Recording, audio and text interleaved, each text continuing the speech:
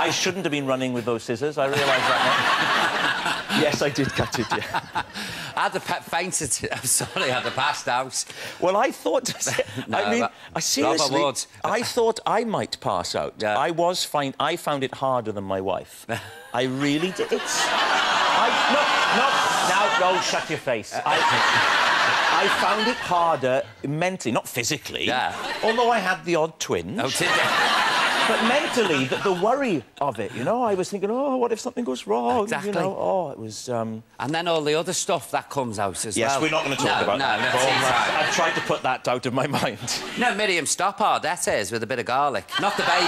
No, seriously.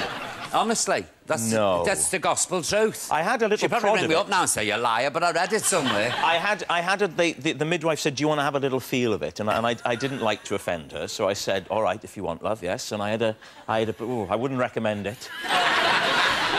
Oh, dear. But I talk about all this on the live show. I tell this story about the birth, because I was out playing golf, and I'm not making this up, with Ronnie Corbett. Oh, really? So it was the most bizarre experience of my life to have Ronnie go, right, don't worry, Rob, I'll get you home in an instant.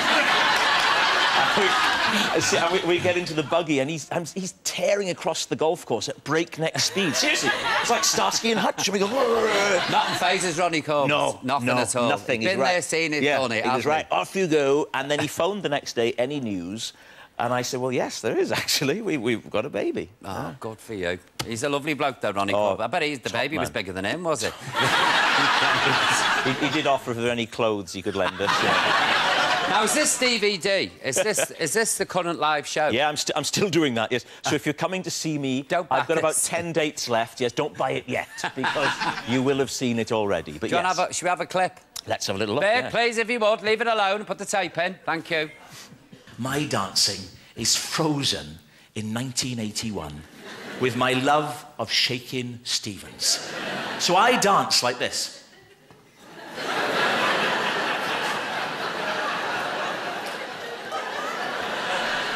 What was it that Shakin' Stevens always used to spot happening in the distance while he was singing?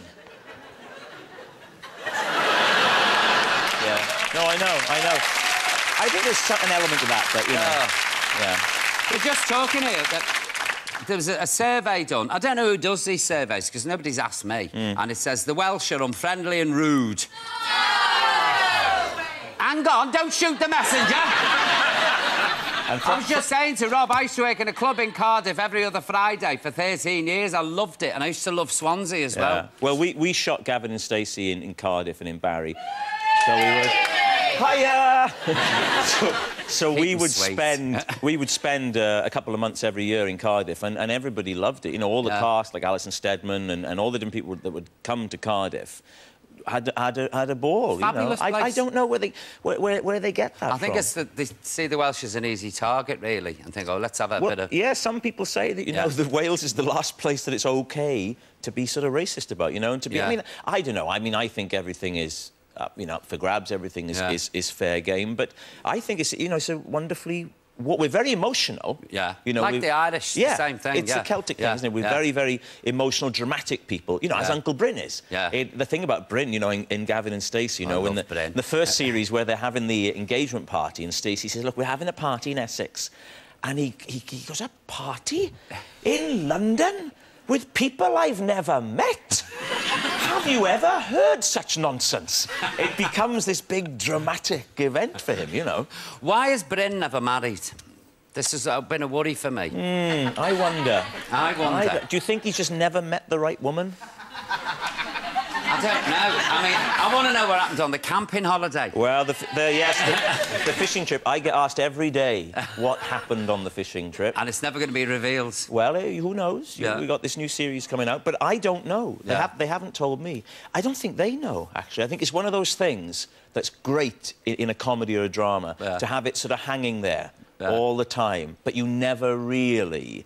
I mean, they give you clues, like it defies gravity. It's perfectly legal in this country.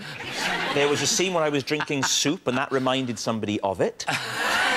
So my mind is racing. But he's a lovely fella, isn't he, Bryn? He's a lovely... He has got a bad bone in his body. No, he's one of life's optimists. He loves his gadgets. But what I like about him is when he gets stressed out. Because I find that more interesting to play. So when they were planning the barn dance, you know, where they sang Islands in the Stream, you know, and he was trying to keep it a secret. And I love playing that. The stress of that. And then watching him go, and relax. He never loses his temper, does he? He gets a little bit... He gets aerated, but no, he's an awfully sweet man. He is, he's a lovely fella. Yeah, he is. But let's have a look at Uncle Bryn, please. This is a new series of Gavin and Stacey. I'm sorry, this is my uncle-in-law. This is Bryn. Hello. Bryn, this is Hugh Davies, my boss, and our website manager, Owain Hughes. Owain Hughes? And do you? No, I don't. Now, I wasn't sure what you'd like, so I've done you a selection of sandwiches. A smorgasbord. You've got cheese and pickle, cheese and ham, cheese and tomato, and just cheese. Take your pick, a bit of everything. Look, don't stay out there, Bryn. Come on in, man. Oh, no. I don't want to disturb him on his first day. Do you know what? Looking in this window now, it's like watching an episode of The Apprentice. I feel like Sir Alan Sugar. Very clever man. Gavin, you're fired! Isn't he? What a lovely man, isn't he? Well, Rob, I know you like unnecessary gadgets as much as Uncle Bryn. I do like gadgets, so here's a pair of metal-detecting flip-flops.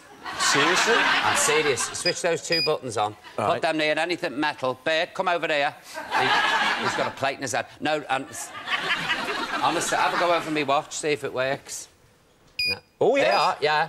Yeah. So you can walk on the beach. And if there's anything metal in the sand, you'll get a signal, unless, of course, it happens to be a bomb from the Second World War that they haven't found. Be careful. Ladies and gentlemen, please, get your hands together. Good luck with the tour. Good luck with the DVD. Good luck with Gavin and Stacey. Thank you. Mr. Rob Brydon, come on. Thank you.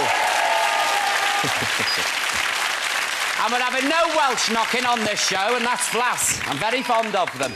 Now, tonight, my watch is genuine. My watch is genuine.